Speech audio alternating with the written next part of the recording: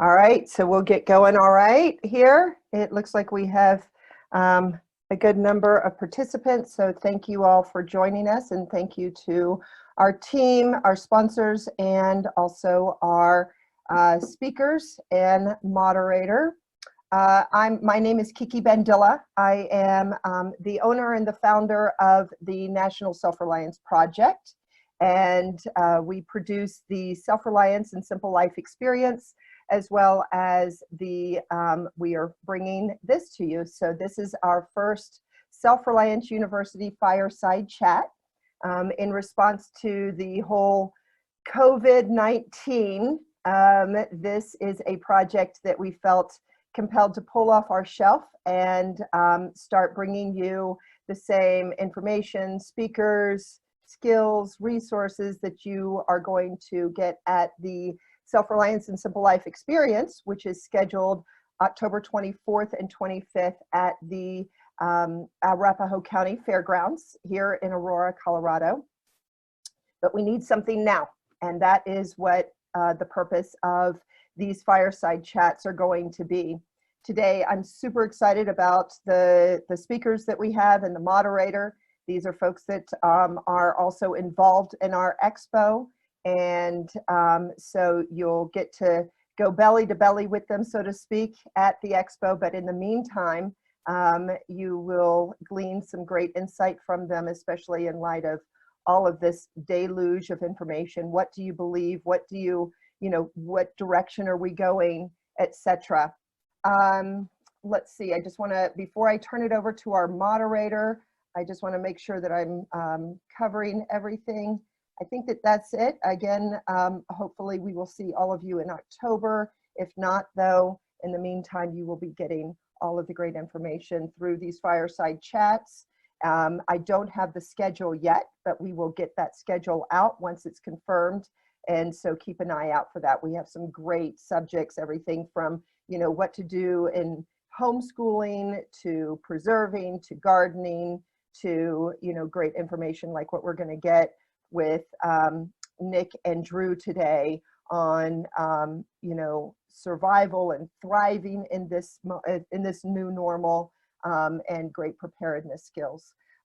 So let me go ahead and introduce our moderator, but I can't do that before thanking our sponsors. Garden for Life is one of our sponsors. We have Country Financial and US Health Group.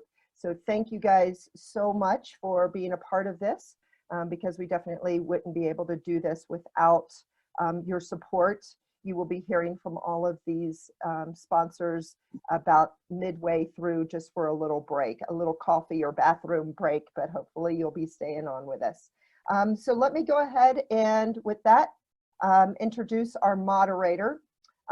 So if you guys don't mind, I'm going to be reading this to you. But Morgan Stewart is our moderator. He is the founder and editor of Paratus Business News.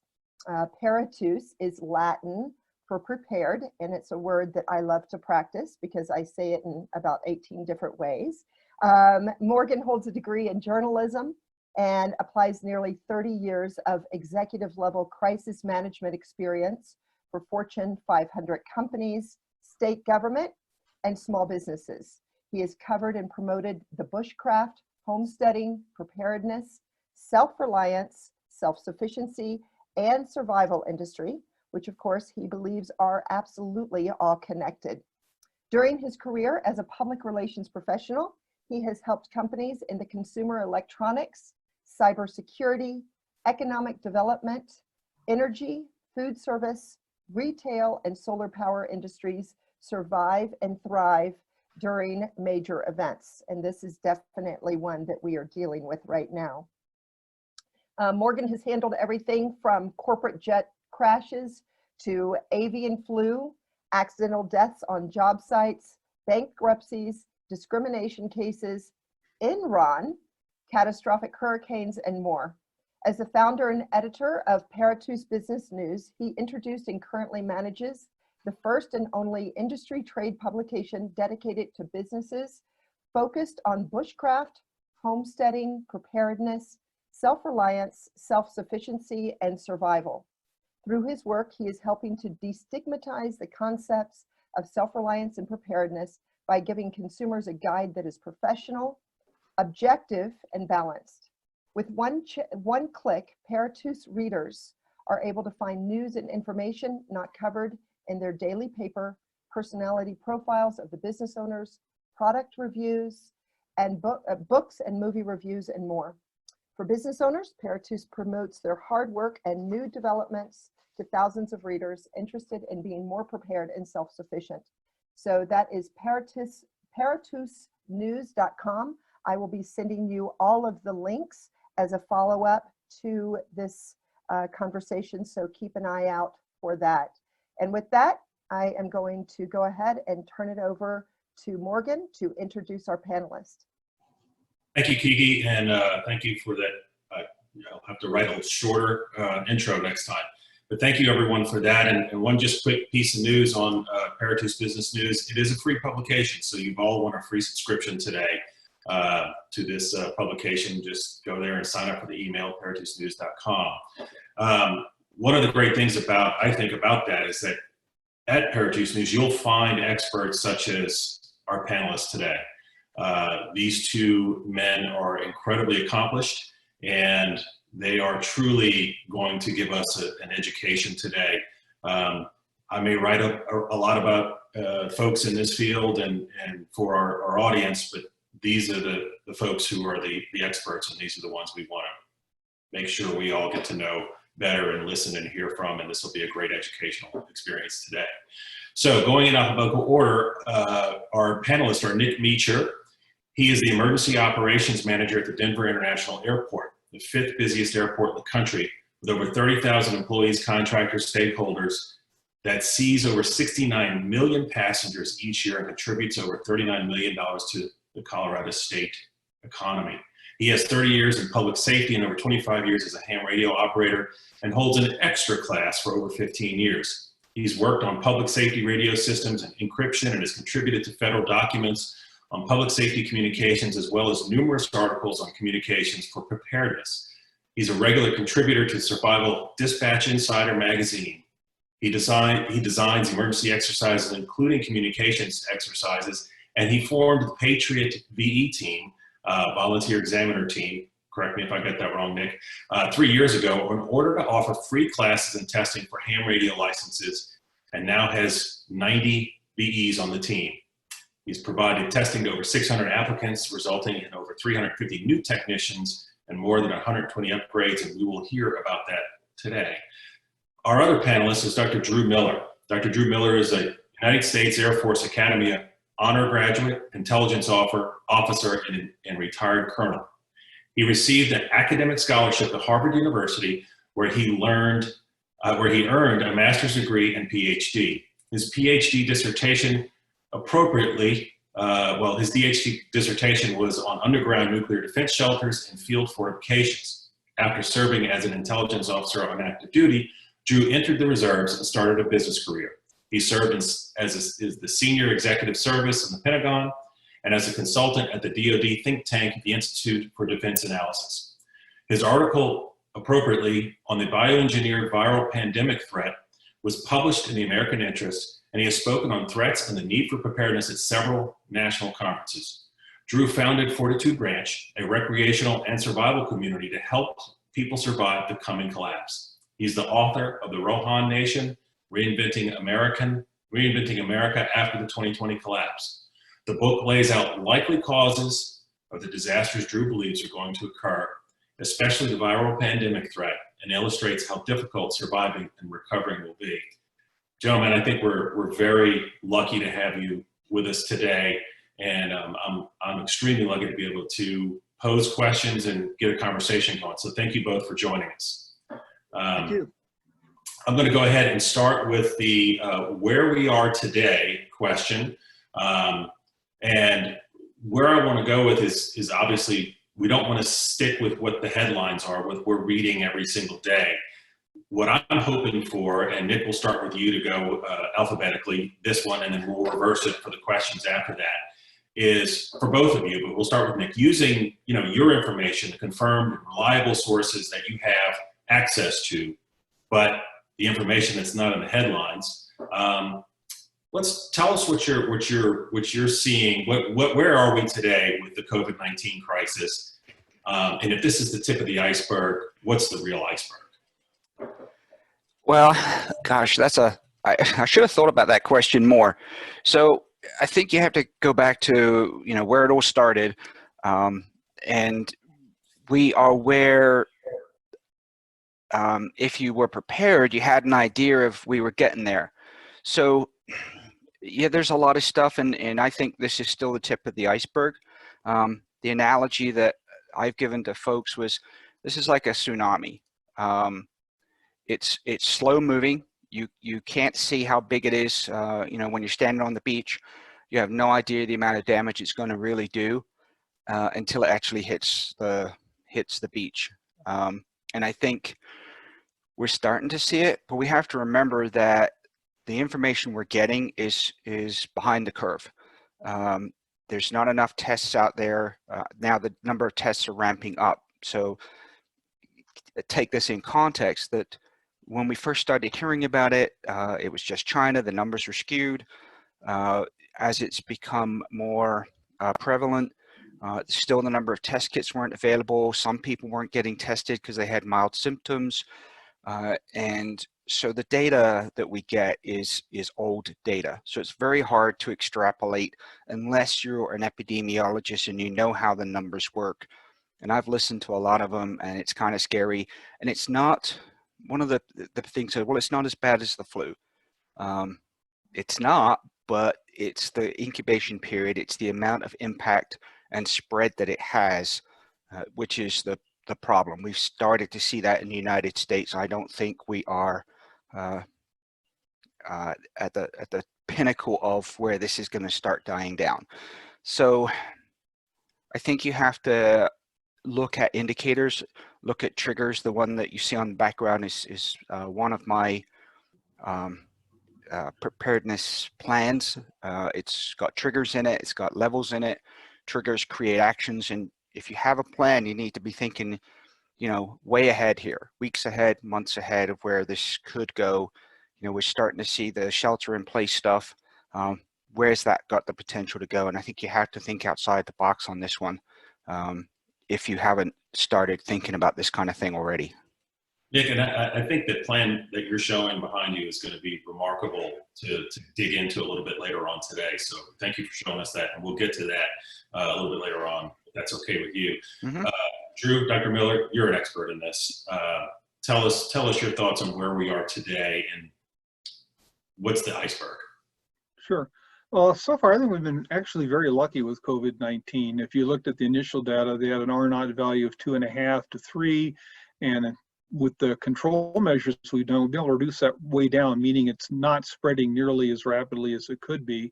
And if you did the initial numbers and you ran the math, we would have over 1 million fatalities in the United States, and it doesn't look like we'll reach that way now. So we've been able to slow down the progress, but really the best news with COVID-19 is the lethality rate.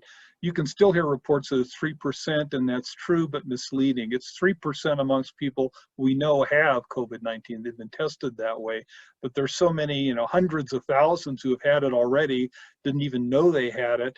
That the real lethality rate is less than 1%, and most importantly, for working age people, it's less than 1%. Yeah, if you're 80 years old, you may have a 15% chance of dying, but if you're working age population, it's a less than 1% fatality rate. That means that food stores are still being stocked, plants are operating, and we're not breaking down. There's future viruses we may get to later that have far worse lethality rates, but COVID-19 so far has not been bad. It's going to be with us for a long time, and it's a virus. It'll mutate. It's mutating every day. So if it mutates to a higher lethality rate, we're in big trouble. But so far, we've been lucky with COVID-19. So one of the things that my team does at Paratus is we are examining hundreds, if not thousands, of businesses and the Facebook groups for self-reliance and preparedness folks. It's trying to keep our finger on the pulse of the zeitgeist, and I'm probably the only person in the century who will use that term. A lot of people are trying to compare this virus to others, be they swine flu, avian flu, the regular flu. Talk about the differences a little bit, Dr. Miller, and let us know, just what should we be thinking about on this, and how do you evaluate, the second part of this question is, how do you evaluate the response from the national, state, and local government entities? Sure. Well, there's many variants of the flu virus, of course, and experts have been warning us for at least a decade now that avian flu is coming. It's out there now. It's not human to human contagious, doesn't spread like a normal flu virus, but it's going to either naturally mutate that way, or people are going, bioterrorists or Iran or North Korea are going to modify the virus so it's human to human transmissible. They actually did that. Some of you may recall 5 or 6 years ago, this big controversy over your tax dollars being used by scientists to make avian flu mammal to mammal contagious. They're actually testing in ferrets. And then they went to publish the article and they stopped them for a few months, but then ultimately they allowed them to publish this low-tech way to make avian flu human-to-human transmissible. And their argument was, look, the bad guys already know how to do this, terrorists as well, and we need to be developing countermeasures, so we may as well release the research. And they did. And with advances in CRISPR technology for advanced DNA manipulation, experts have been warning Congress, and it's been in newspapers as well for a decade now, that they are going to make a human-to-human transmissible form of avian flu, which in its current form is 60% lethal. Not as bad as Ebola, but super bad. And when that pandemic hits, and a lot of experts use the word inevitable, it's going to happen, then we'll really experience what a bad pandemic is like. How are you feeling about the reaction today to the pandemic, Drew? Again, people have been acting very well. We've been very pleased that there hasn't been any breakdown in law and order, at least nothing widespread that we've read about. The big concern is that if there's a really highly lethal pandemic, the worst casualties would be policemen, the first responders. They're the most exposed. And they're just going to be overwhelmed, because if there's a bad, highly lethal virus, truck drivers aren't going to be driving in the truck stores. People aren't going to be manning truck stores.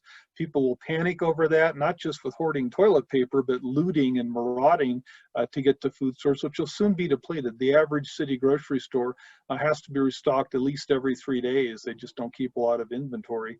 So there'll be food that'll be gone, and there's 1 million+ gang members in the United States. They'll take advantage of police being overwhelmed.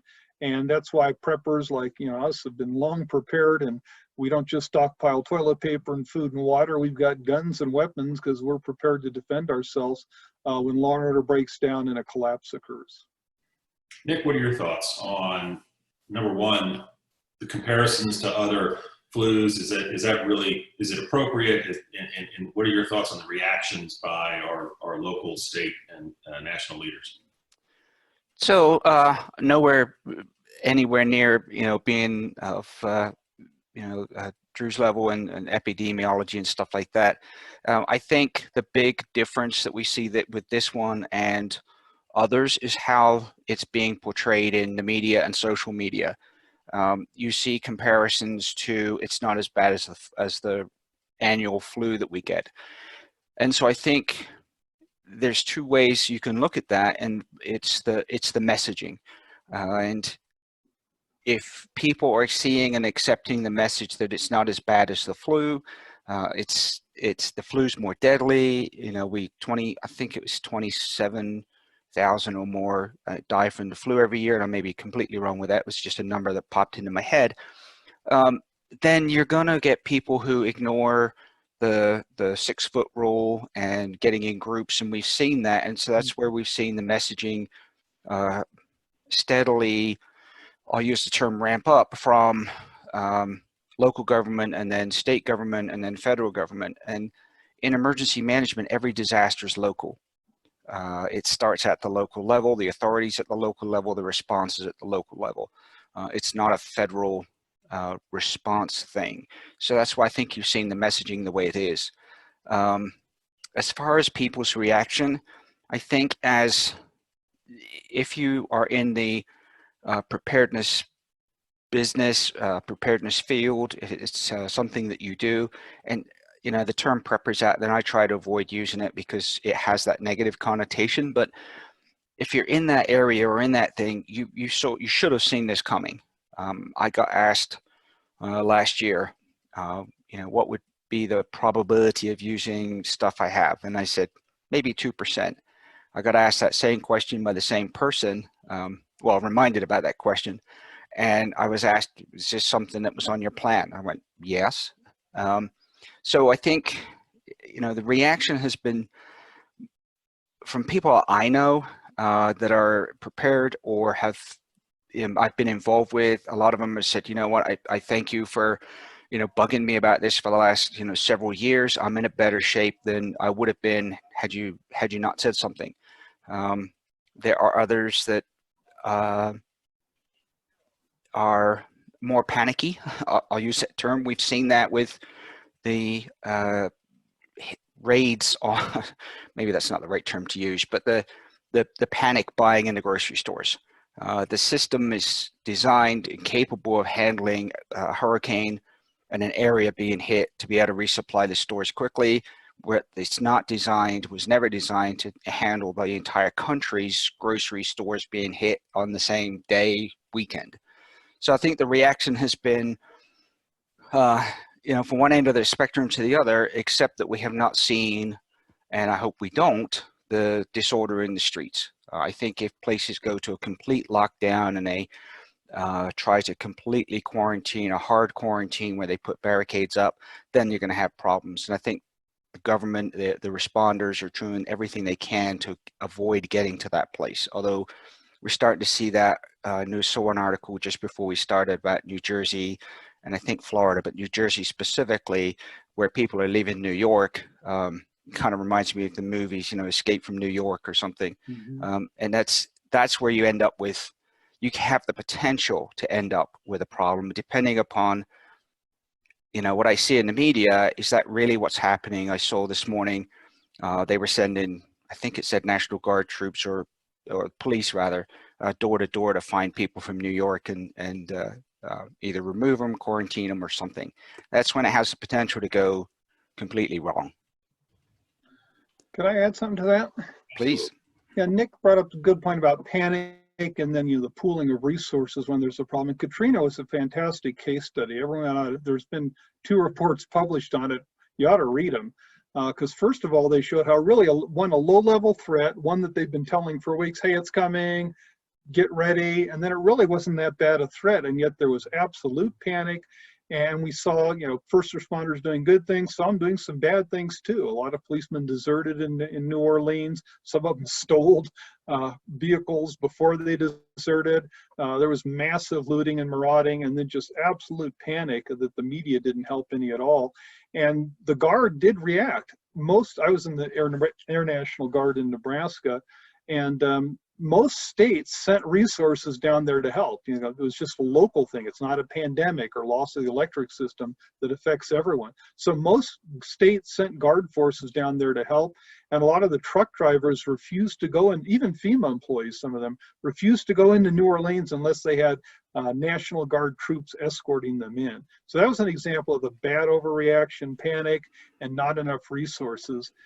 Enough resources, but still people got out of control. And that's what you have to worry about. And it's not just pandemics. Our electrical system is very, very vulnerable. We've had the EMP Commission in Congress, several committees reporting that our system is too fragile. Solar flares can take it down. EMP from a single North Korean nuclear weapon detonating overhead can take down the electric system. We're not talking about days or weeks, but months and over a year.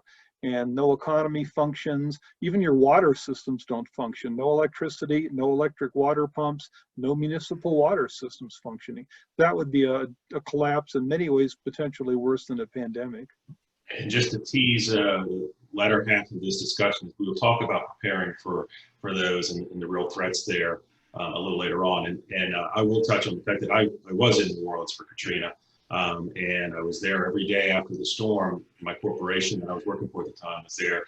And you're right about the sort of the panic. A lot of the studies and the stories were very overblown, but there was looting and there was some danger there. And frankly, my corporation wasn't going to allow me to go in there to do my job until I had protection.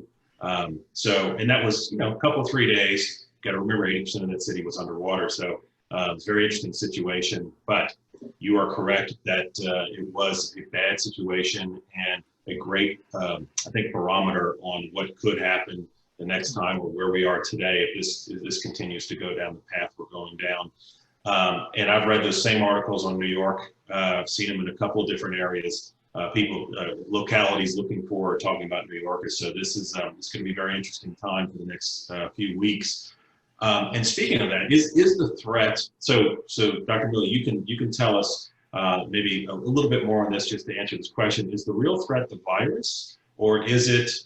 In other words, is it the virus? Are we going to get out of this in a couple of weeks, or 4 weeks, or 5 weeks, or is it really the economic crisis, that the crater that we have now unfortunately created as a result of our reaction to this virus?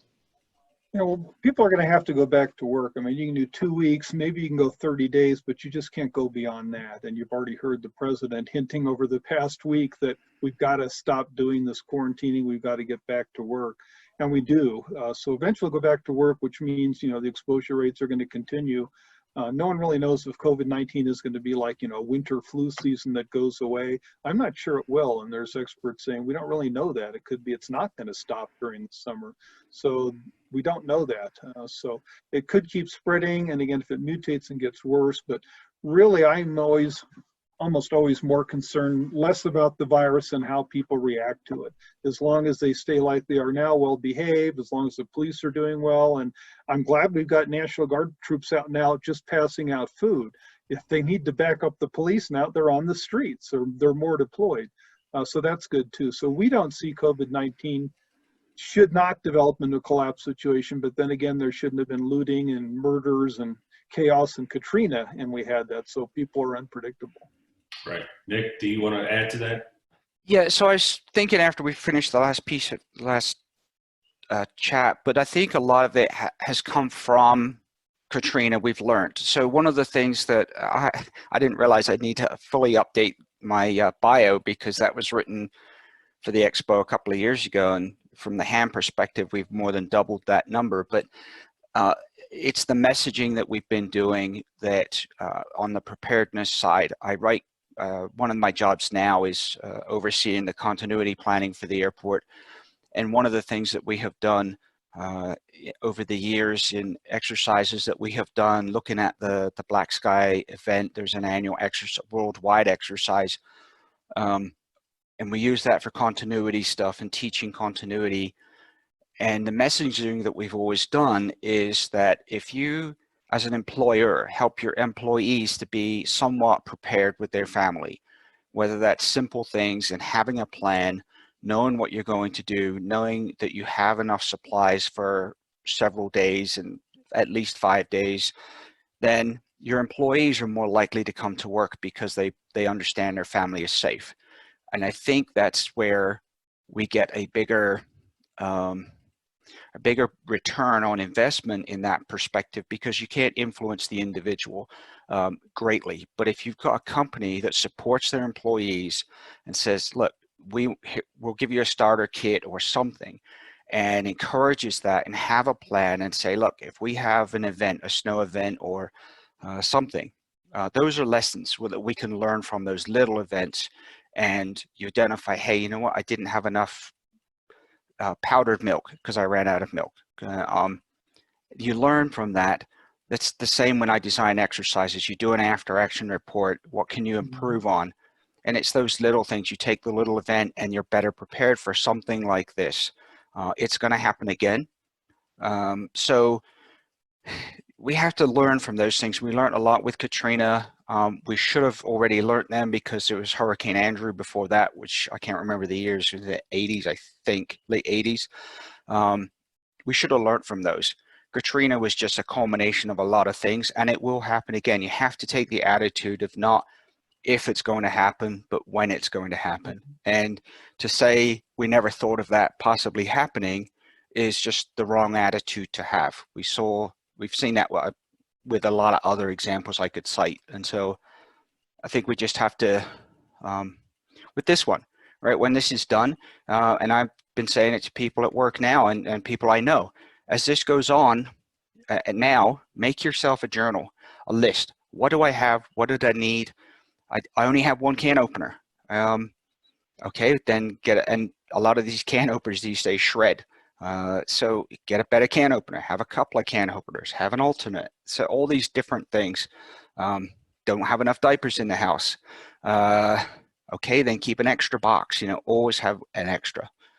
One of the phrases we like to say in preparedness is one is none. Two is one, one is none.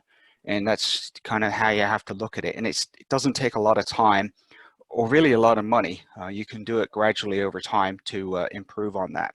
So that's absolutely right, and I appreciate those comments, because if you live in the hurricane zone like I have for the vast majority of my life, you are a little bit more prepared than maybe the average folks who don't get hit like that all the time. So it's good to think in that way and to look back at what others have gone through or what you've gone through and use that to prepare. And it's also interesting on the corporate side, the business side, that we're now seeing stories about companies like Prudential who are finding products that they had actually reserved or stocked away for the H1N1 0809, and now are able to donate that to the hospital systems in New Jersey and other places. And I think that says a lot about companies who do think ahead. It's a great article in Texas about the grocery store called HEB and their preparation for a crisis like this. They are very active about it. It was a nice article, and hopefully that's the way most companies and corporations are going down that path and being more prepared, because it is good for the employees and it's good for business, obviously.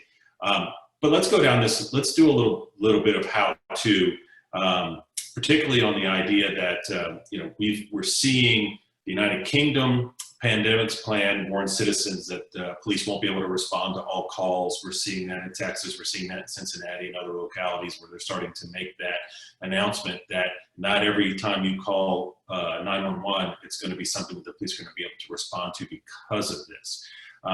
So whether it's whatever the reason you are, whether you're living in the suburbs or out even in the country, or whether it's going to be gangs or just desperate economically, people who are economically desperate, give us some ideas of how to protect yourself and prepare for that so you can keep you and your family or your neighborhood safe. Dr. Miller, let's start with you on that. Sure. Well, we differentiate between the trigger event, which could be a pandemic or loss of the electric system or massive crop failures after a asteroid or Yellowstone erupting, and then collapse. So as long as law and order remains and the economy keeps functioning, we're not in a collapse, you can probably stay at home. If you get in a collapse situation, for most people, especially if you're in a city or suburb, you need to bug out, as you know, is the term that we preppers use. You need to get out of the city and the suburb, get to a more rural location where hopefully you've got supplies there. Now you're into bug out bags and the transportation to get away and all that. And then there's also survival communities like Fortitude Ranch, Survival Condo, which is a upscale, own your survival place in a former ICM cell. So there's a lot of options, and to really understand them, you're going to have to watch a lot of these webinars at Self-Reliance University and attend the expo. So there's so many options. Nick has tons of other ideas, I'm sure. Yeah, so Morgan, give me the question again, because my mind went to a different area and I want to try and focus what you were asking. So a lot of what's in the news and people are talking about and worried about are, you've seen it in the United Kingdom, Texas, Cincinnati, put out announcements that the police are not going to be responding to smaller crimes, quote unquote. So the question is how do I, as someone who lives in my house in the neighborhood, I don't have a house in the country or in the mountains, how do I work with my neighbors, or do I, to make sure that we sort of protect my family and protect ourselves, whether it's with guns or not? But what do you have in terms of some ideas on that, and how should we prepare and think about it? Right. So this comes down to the term usually used is mutual assistance group. You know it probably better as like a neighborhood watch group, or there are a couple of different programs out there. One's the Community Emergency Response Team, or CERT program. And so it's knowing your neighbors, first of all, and it comes down to area intelligence that somebody I know uses. It's knowing who your neighbors are. knowing your neighborhood, working with your neighbors long before we get to where we are now. So know who you can trust, know who you can't trust. There are websites for every place in the country where you can go look and see if there are people on the registered sex offenders list that live near you, those kinds of things. Know who's in your neighborhood, know what's there, know what the resources are, know where your resources are coming from, know where your grocery stores are, all that kind of stuff. We rely way too much on these gizmos. Oop, can't see it with my background. Phones. And paper maps are a thing that are hard to find, but have a map with stuff marked on so you know who your neighbors are. I've got one of the area I live in. I know where stuff is. And preparing those people beforehand, even if use a little advantage like a snowstorm to help get neighbors working together and that kind of thing. And I think if you do that beforehand, there's local community, the CERT programs in a lot of areas, that usually that's a good way to find like-minded people. And they may not be at your level, but know who they are, and if anybody's kind of got an interest or they've got kids, and you go, hey, have you got some extra things for your kids, toys that don't need electricity? All those little things can help you build up. When it comes then to something bad happening, you know who might need help, you know who it is reliable, you know who you need to keep a closer watch on, and depending upon where you live and your abilities and capabilities, if you choose to exert your Second Amendment rights, know how to use those tools, be comfortable with them, and have already thought through a level of escalation, not enough coffee this morning, that you have already chosen to do. Everything that you do, you should have thought through before the time comes to use it. A game I like to play is I call the what if game. What if this happened now? What am I going to do? If I'm walking up to my house and half the lights are out because they burned out and I see a shadow, what am I going to do? Think all that through all the time. Never get into a complacency zone where, and I've been guilty of this too, you're tired, you're exhausted, you come home, you're on automatic mode and you go, I don't even remember coming home. Those kind of things, or driving home. So it's all, everything you do should have been thought through. You know everybody, and you've already decided the level of escalation. A couple of Saturdays ago, 4 o'clock in the morning, 2 Saturdays in a row, I had somebody pounding on my door, and not just a knock, but a pound. Obviously, I wasn't expecting anybody. Nobody shows up at my house. I already had an action plan should that person to choose to take a step further and try to come in. So you have to think all this stuff through ahead of time. It's the only way you can be prepared and make decisions on how you choose to escalate. Here's what we're going to do. We're going to take a quick break.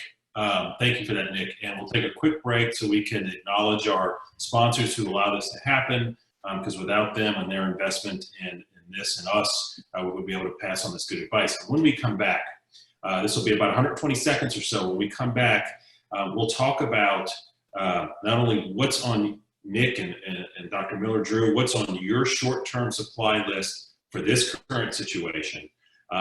Let's just kind of, if you can list it out, things you've got. We know toilet paper is on everyone's list. I can't wait to read the history books on this, the reaction to this and toilet paper, but I hope I live long enough for that. But we'll talk about ham radio. We'll talk about real future threats and how we prepare for that. So I'm going to kick this back over to Kiki right now. And I think you want to introduce Garden for Life to get us started there, or I think I'm doing that, right? Garden for Life, Chase Rankin. Tell us about Garden for Life. First off, thank you for your sponsorship, and tell us about your business and why it's so great. All right. Well, I appreciate it, Morgan. Thank you for that introduction. So Garden for Life, we're all about helping people. We go along the lines of sustainability, being able to grow your own food. Know where it comes from. Our slogan is know your food, grow your potential. So we do that with a raised bed garden system. and getting that in front of people to where they can grow their own food even in times like this, and not having to rely on making a trip to the store every day to get their food or worry about that 3-day supply of food at the grocery stores. You'll be able to go out the front door and have an easy gardening system out there to be able to get their vegetables from and help them be more sustainable. And your website? It is gardenforlife.us, and it's the number 4, Garden for Life. Yep, garden4life.us. Beautiful. That's it. Yes, sir. Website, everybody, I encourage everybody to go check it out. Thank you, Chase. Our next sponsor is from Country Financial, and I think Mary Leeds is talking to us today, or is it Kyle Moraes? Kyle. Kyle's going to talk. Okay. You're on mute, Kyle. Kyle, you're on mute. Sorry about that. Didn't know I had the controls there. Country Financial, been around since the 20s, providing insurance and financial services to small business as well as families and individuals.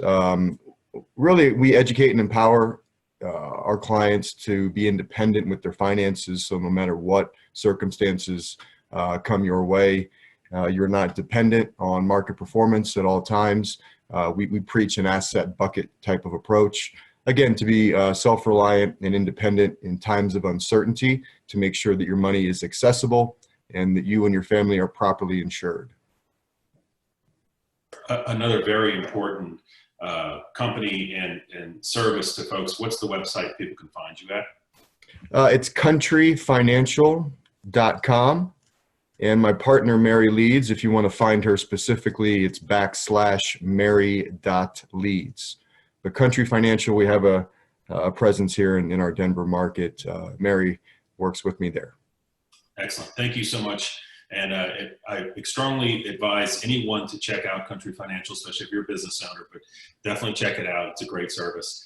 And then finally, we're going to get to our third sponsor, Kiki Bandia, also our organizer here for U.S. Health Advisors. Thank you, Morgan. So when I am not planning an expo or a webinar, my day job, so to speak, is in the individual healthcare industry. So I'm helping people find their peace of mind through an alternative healthcare plan. And I say alternative simply because it's on the private market, and it's a great alternative to what for many people is the Unaffordable Healthcare Act. So if you find yourself in a situation where you're unsatisfied with your coverage, if you're having a really hard time justifying the high premiums and deductibles because perhaps you're just not utilizing all of those benefits, or you're not spending $8,000 plus before you can get $1 of your coverage, like what we see on so many of the ACA or affordable healthcare plans, give me a shout. I know that this is a system that can be very frustrating for people. Right now, we do not want to be gambling with our health. So be it a plan that I have or I can guide you. I love helping people solve problems, and at the very least, just kind of guiding you and navigating through this crazy healthcare marketplace that we have. So thank you very much. And I'm not going to give my website. I will send it out. It's a little bit convoluted, so we'll send that out afterwards. So that is my little advertisement. I'm going to turn back and put on my hat for the Self-Reliance, the National Self-Reliance Project.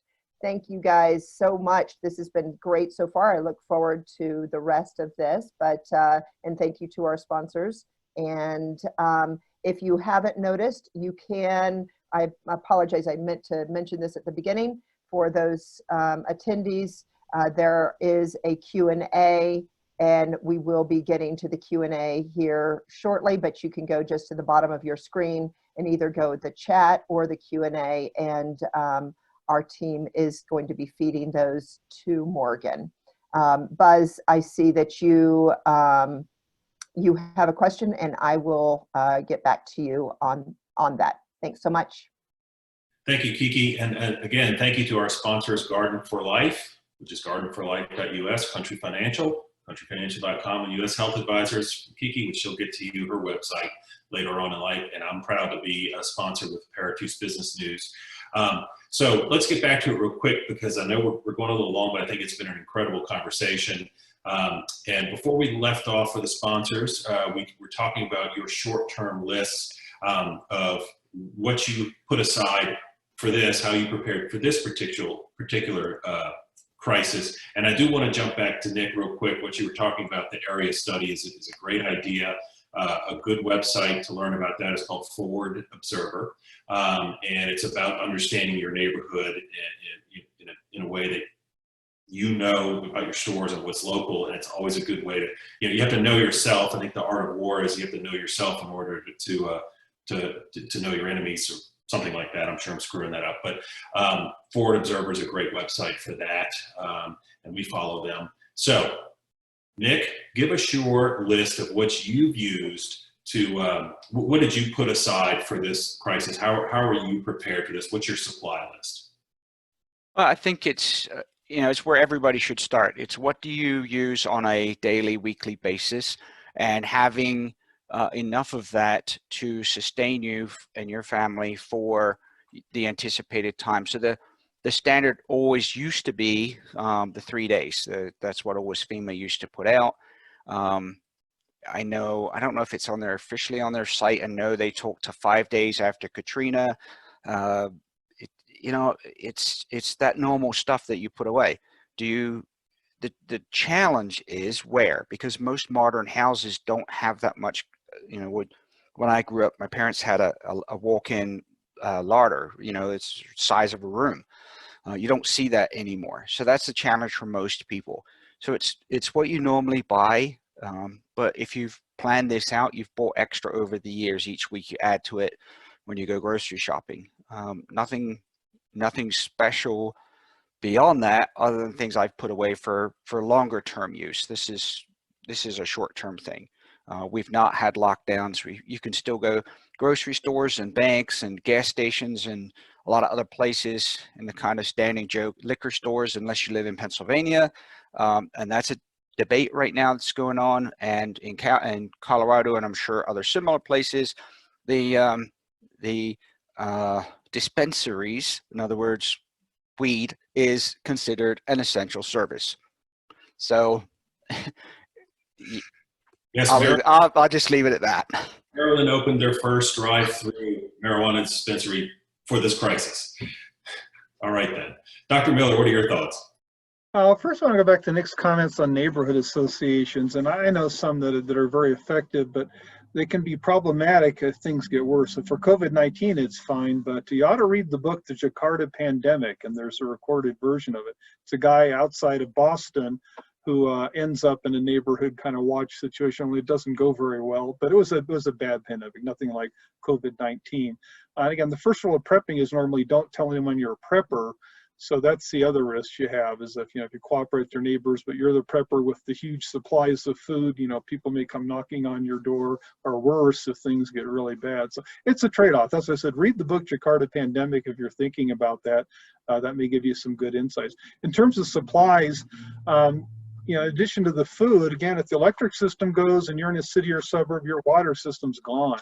And probably within hours, because a lot of people are aware of that. So they're going to start filling their bathtubs, electric pumps aren't going, and the municipal water system grinds to a halt. And storing water takes a lot more room than storing food. So that becomes a problem too. And again, that's why a lot of people have the decision, do I bug out or do I stay in a city suburb if things get really bad, or the electric system and the water system are out. If you got to go, then you have to have your bug out bag. What are you going to take with you? And hopefully you've got your pre-positioned supplies at your bug out rural location, or you've got a Fortitude Ranch or a survival community to go to. But don't forget the water. You don't worry about it now in COVID-19, but in an electric system outage, you have to have water too if you're in a city. And you got to stockpile that, and that's a lot more difficult to do. And then guns and ammo as well, which again, you're not going to see that on a FEMA website saying, make sure you have a lot of guns and ammo and know how to use them at home. But as preppers will know, yeah, if you've got a lot of supplies and you can't defend them, you've just made yourself a more attractive target. Right. Just a quick aside about FEMA and Katrina, they literally couldn't find the city for a few days. There's stories about how the guys leading the FEMA teams got lost, couldn't find New Orleans. So, and again, as a hurricane as a victim of hurricanes on a regular basis, I grew up putting water in bathtubs.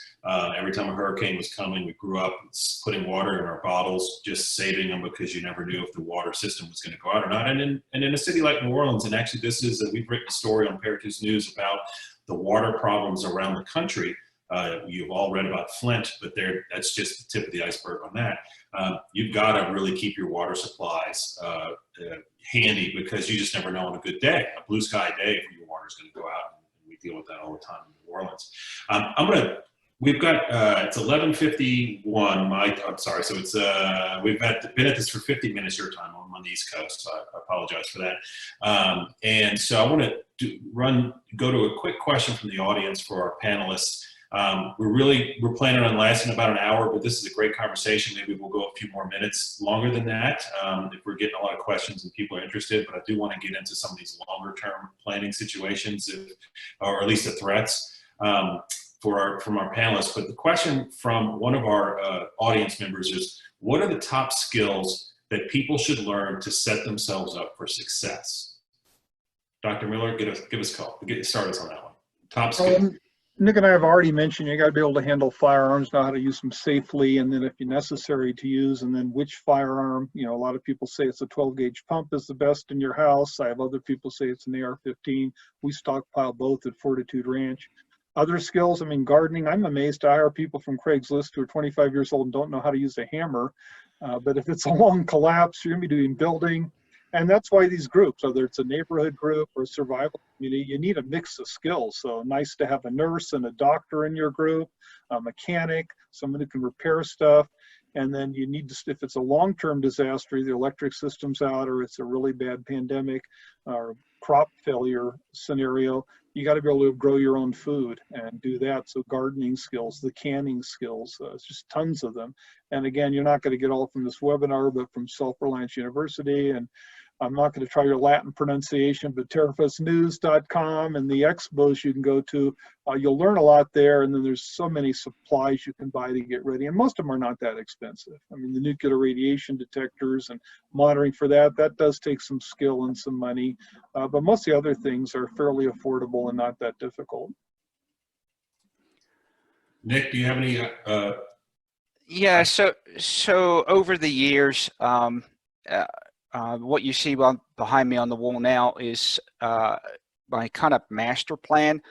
That is the different areas of preparedness.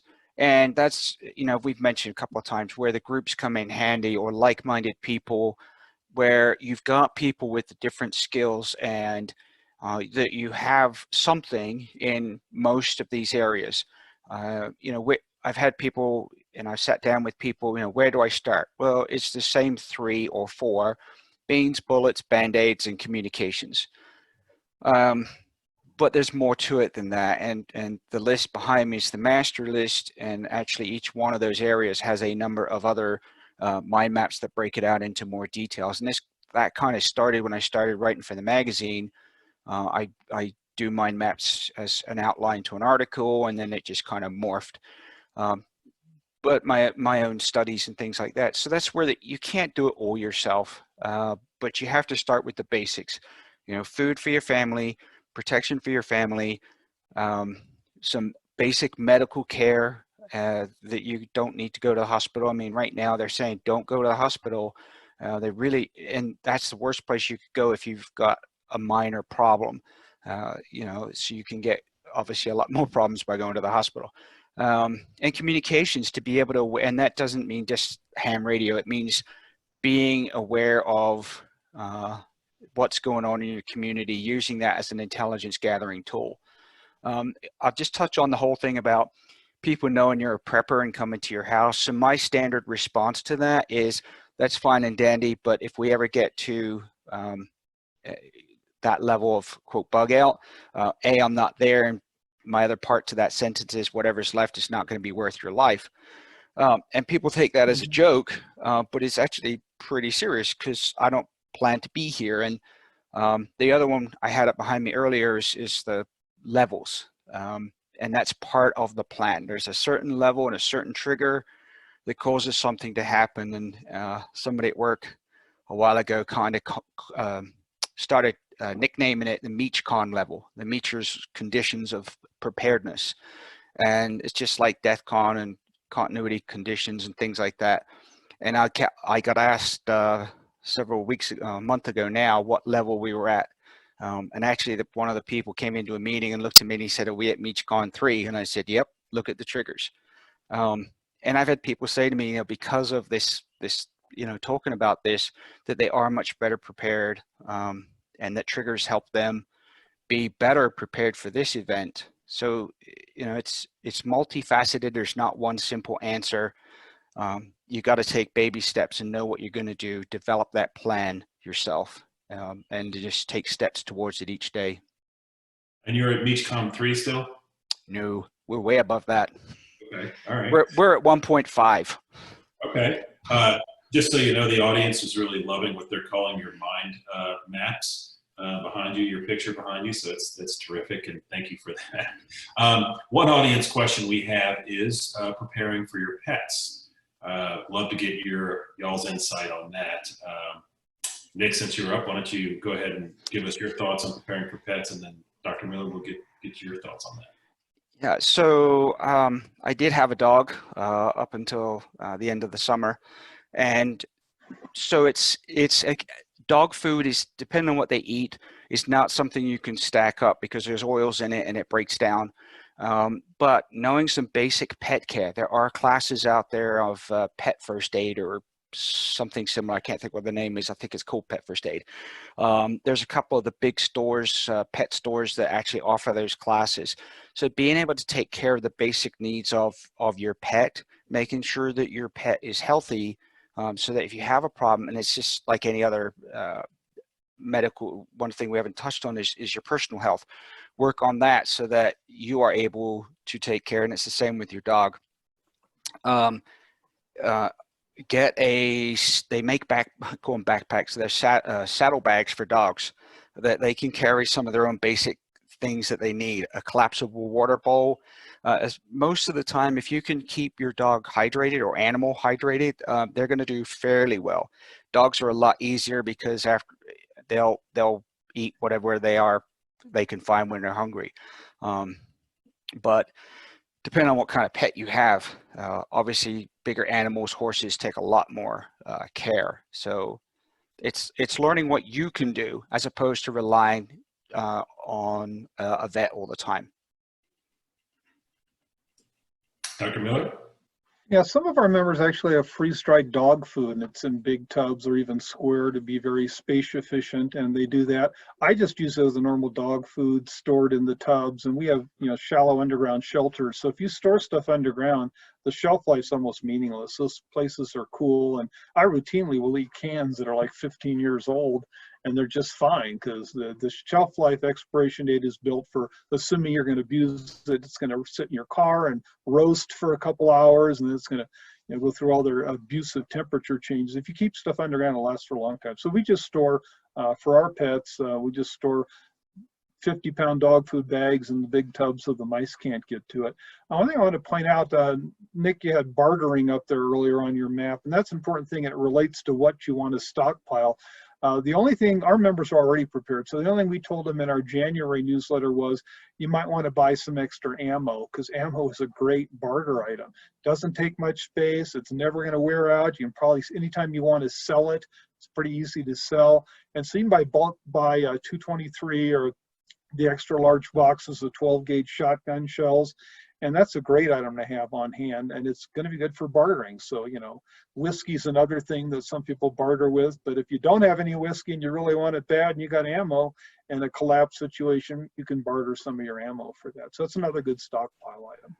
Thank you, appreciate that. We do have a question I want to touch on, then we're going to close out with two more questions. Oh, well, we got another question. All right, so the audience is now getting engaged. So if it's okay with you, Kiki, I'll ask these questions and let our panelists answer them. Sure. All right.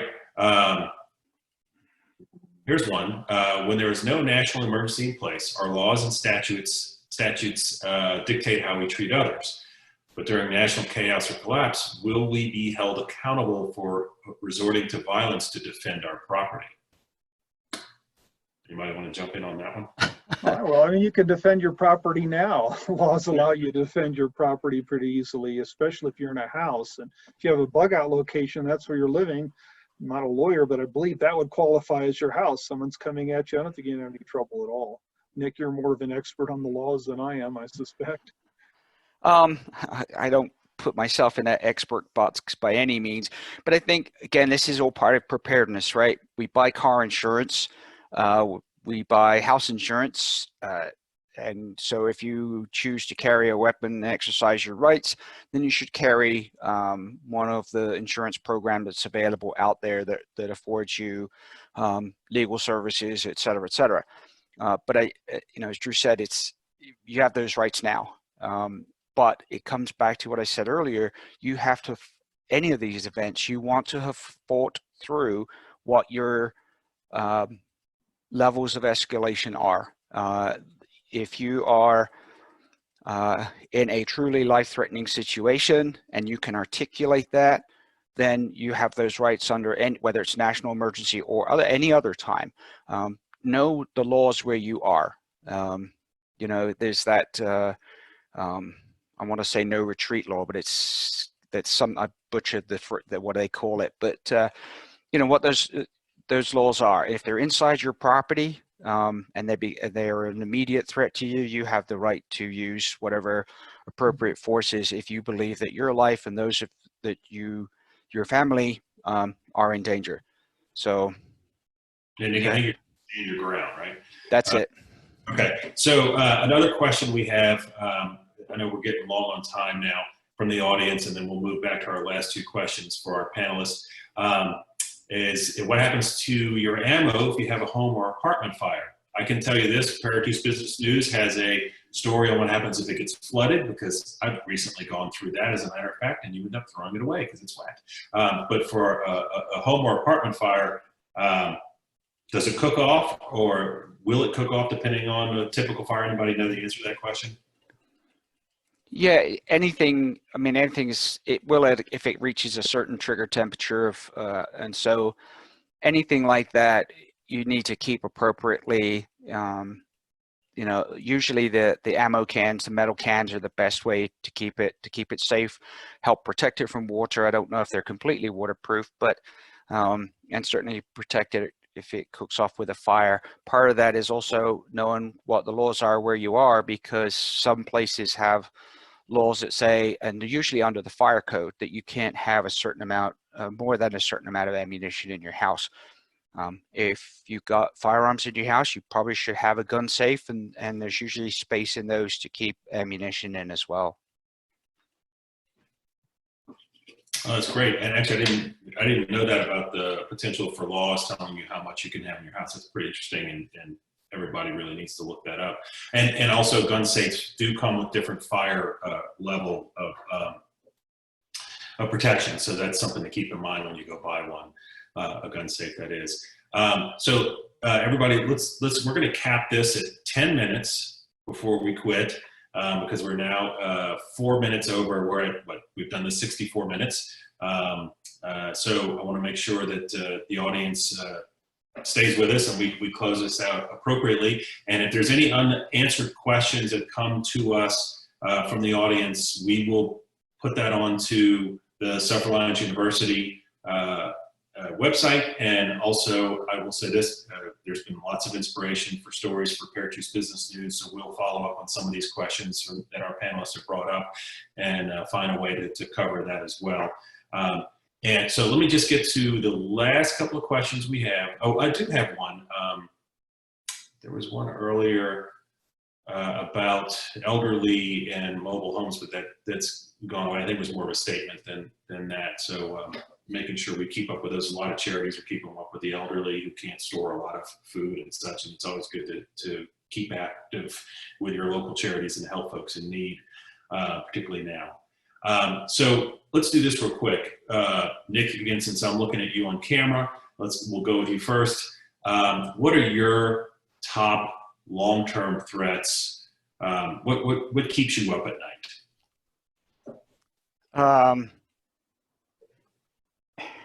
I don't know that I deem something a threat. I mean, again, it's scalable, right? If I go back to the one behind me is on contingency, family contingency plans. But if I go back to the one of threats, I don't know how well you can see it, but up in the top, this corner, no, that corner, I can't do it, up here.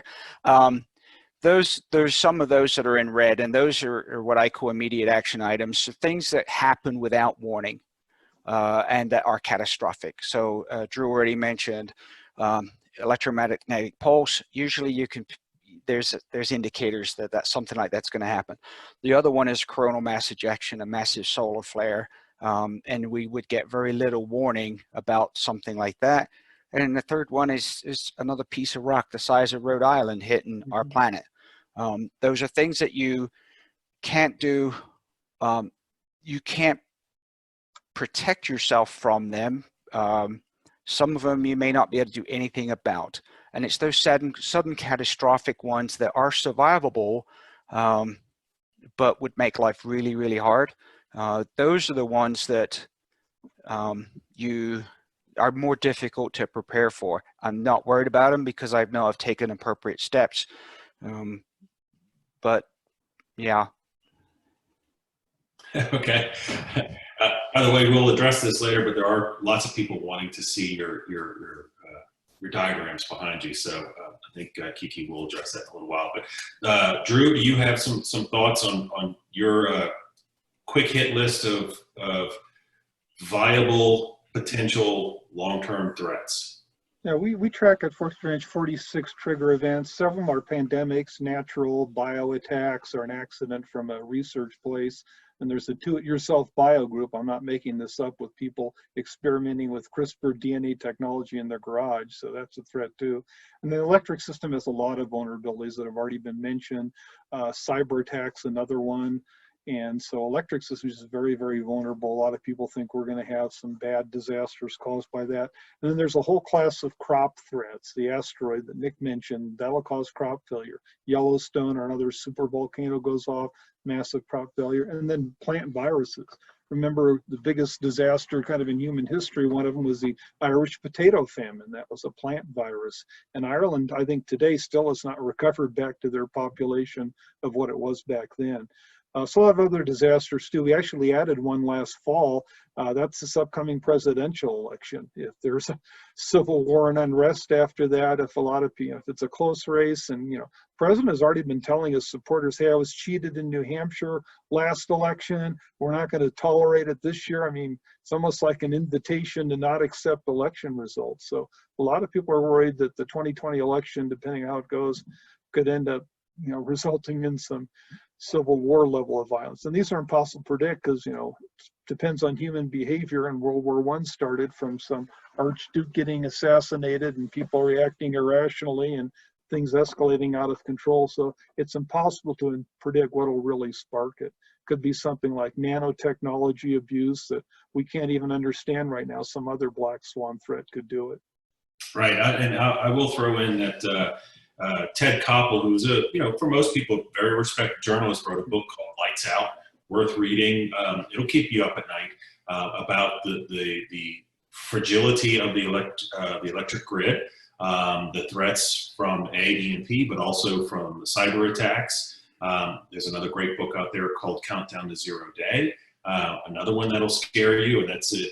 Ostensibly talks about the first known cyber attack that destroyed physical property when the U.S. and Israel attacked the nuclear centrifuges in Iran using cyber, and then Iran turned around and destroyed 30,000 Saudi Aramco computers and shut down our banking system for a day. So that's scary and real, and so that's Countdown to Zero Day. And when you talk about the Internet of Things, which is the internet and everything from your coffee maker to your to tools, it's just your TVs and your refrigerators.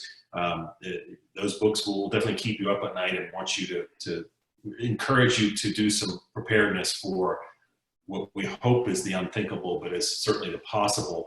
And Dr. Miller, while I got you, you have any thoughts on how to prepare on the cheap? Some good ideas for folks to, if you don't have a lot of money, you can't afford thousands of dollars worth of guns, or expensive emergency food, lots of emergency food, storage food. How much, you got some ideas for doing this less expensive? If you want to do it less expensively, you got to do it as a group, a neighborhood association like Nick mentioned, or some people do voluntarily. Survival communities, Fortitude Ranch is a survival community too. It's just too expensive when you get into the radiation detectors, some of the other equipment, not to mention a bug out location and supplies. It's hard for even a large family to do on their own. You need 50 plus people just to man your guards at night. 50 is kind of a minimum. So we really think you need a group to do this. Nick, you got any ideas for inexpensive preparedness and self-sufficiency? Well, I think, what I said earlier, you've got to look at what you normally buy and buy a little bit each week on your grocery store, grocery shopping, and add to it each time. There are some it's not as expensive as you think. So there's a couple of different areas that I usually tell people. If you want something really fast to get you started, the simplest, easiest, and probably the cheapest way is the LDS Church's home storage centers. Every major city has one. Mm-hmm. You can buy stuff in number 10 cans. It's open to the public very cheaply to get yourself a good set of basic food supplies. After that, you can go to any of the box stores and you buy yourself a 25-pound or 50-pound bag of rice and beans, and you can get Mylar bags. I repack everything in usually gallon size. The reason is that if I'm opening something, I'm not opening a 5-pound bucket of stuff. It's a little easier to store. It'll go in regular tubs. And if something happens to a bag, I've only lost a gallon's worth of stuff. Plus, it's easy to give away. If somebody needs some help, it's easy to give away a gallon than it is 5 gallons of stuff that you've put up. It does not take a lot of time or a lot of technical equipment to put stuff in a Mylar bag. You can get oxygen absorbers. You throw one of those in, use a piece of wood and an iron, and you can seal that up. And it's very easy to do. It's very quick to do. You can get the family involved. That's another way. Another way is canning, pressure canning. I do that with vegetables all the time. I'll go to the Costco. I buy, a 10-pound bag of carrots, use what I want for the week, throw the rest in the pressure canner, and I get another 6-8 pounds of carrots put up very, very quickly. And that, again, adds up very fast. You don't have to go out and buy freeze-dried food that can be expensive. Yes, long-term, that's what you want, but you can start off very, very cheaply.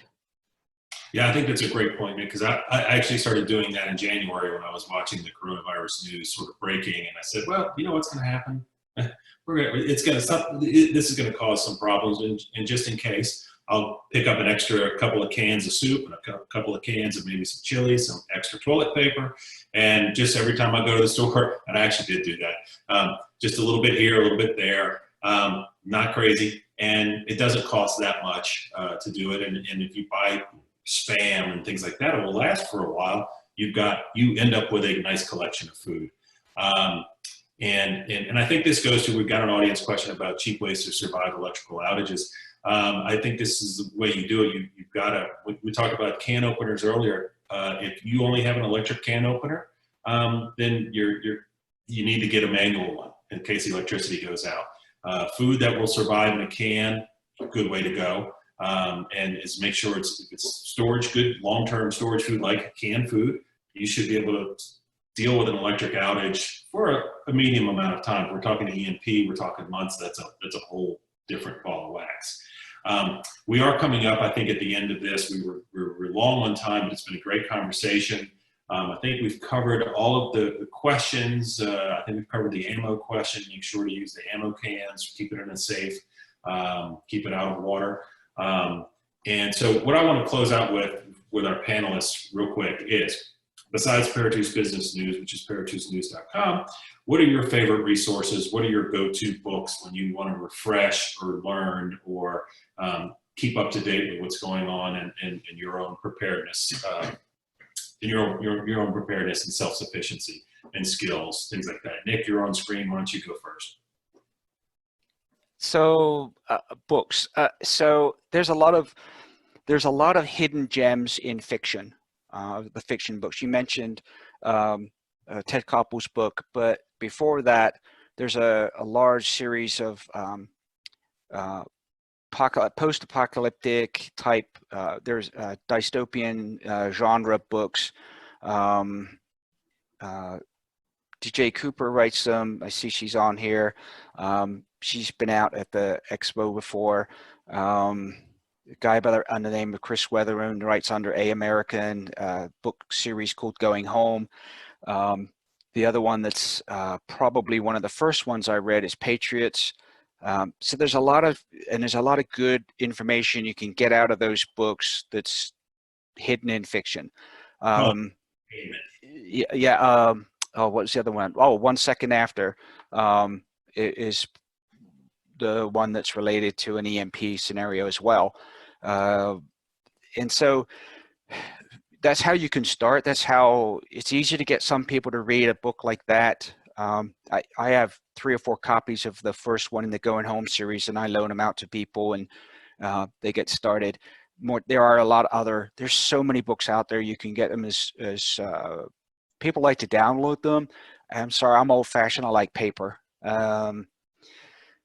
As for current stuff, you mentioned Sam Culper's, I just forgot the name of his group. Oh, Forward Observer. News is fiction. It's got a slant on it. And I always have to ask myself, if this is on every single news channel, what is it they're not telling me? So I go to other news sources. But again, it's always somebody's slant on it. So trusted sources that you use. Again, Forward Observer is probably one of the best. There's a few other sites as well. It's just being aware. I always ask myself, if this is the only thing I'm seeing in the news, what is not in the news? What else is going on? Right.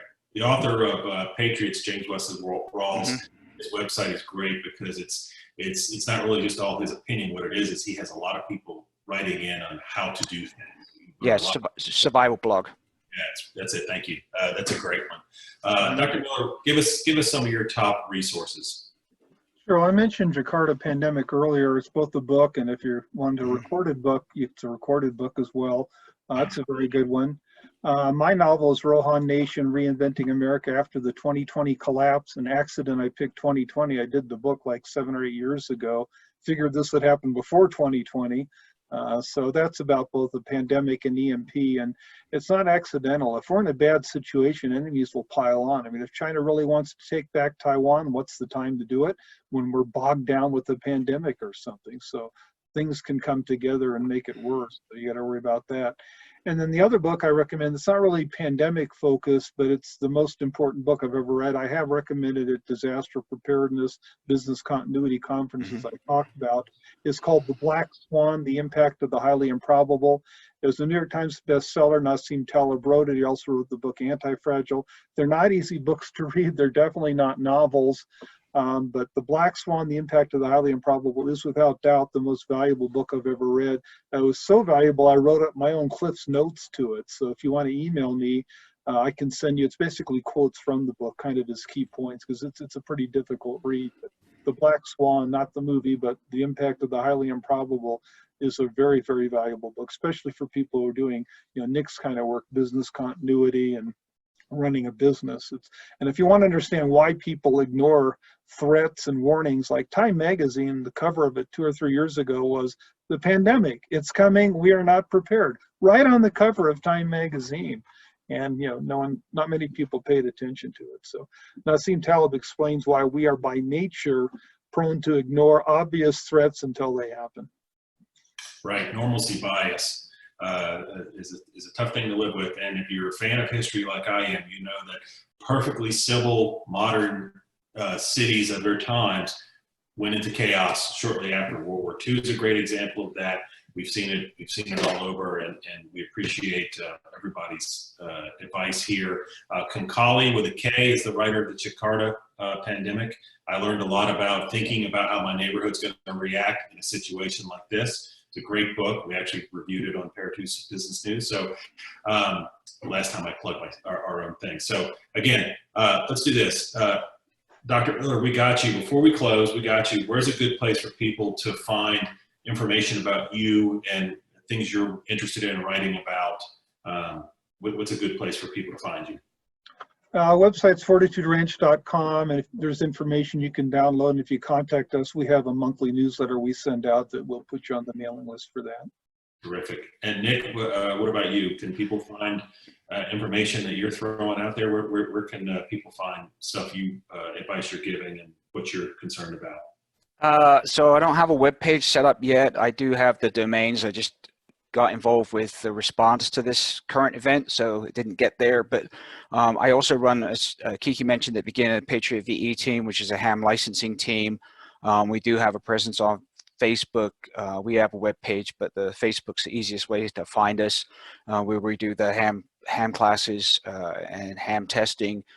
We actually are about to start a couple of online classes. A couple of our guys are going to be doing that in preparation for when we can do another in-person test. So that's probably the best way to find me right now. It's Patriot VE Team on Facebook, and it's Patriot VE Team at gmail.com. And I'm working with Kiki and a couple others to get these mind maps available as posters for people. And if you come to the expo, a couple of years ago, we had them there as well. So we'll have them, make sure we have them for that expo in October. And anything I can do to help putting that out there and putting out y'all's websites out there, we will do that. We'll list them on paratusnews.com as well, and make sure people can find you and learn from you. We really appreciate both of you, Nick Meacher and Dr. Miller. Thank you for your time. Thank you for your expertise. I think Kiki, you will close us out and tell us about upcoming webinars. And I want to thank you personally as well for putting this together and allowing me to talk to these wonderful experts and learn as much as we all have. So Kiki, close us out and tell us about what's coming up next. Yeah, thank you. Thank you very much, Morgan and Drew and Nick. This has been amazing. And we do have, this is something that, like everybody else, we've had to pivot very quickly.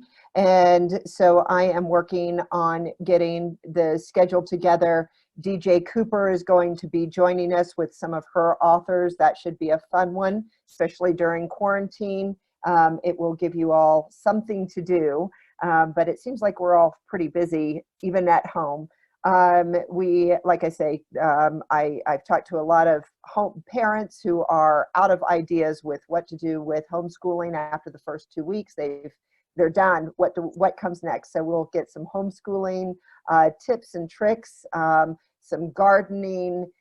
Nick and Drew will both be back. Drew's going to be talking about survival communities, Nick with emergency communications, and just the list goes on. All of this, you guys, is going to be at the expo. And so if you can make it, come to the expo. If you can't, continue to tune in here. And then thank you again to our wonderful sponsors, Garden for Life and also Country Financial. We'll go ahead and end it here. We apologize for it running over a bit, but the conversation was just too good, and we couldn't bring it to an end. So we try to keep it tight and honor everybody's time, but hopefully you all got a lot out of it and enjoyed it. And I would love to get your feedback on what it is that you want to hear and how we can support you, because at the end of the day, this platform is developed with the mission to educate and empower our citizens, our families, and our communities to become more self-reliant. So we can only do that with the ongoing feedback from you to let us know what it is that you need. So with that, I think we'll close out and end the meeting. And anybody whose questions we didn't get to, we will be getting to those in the follow-up email. Thank you, guys. Thank you. Thank you.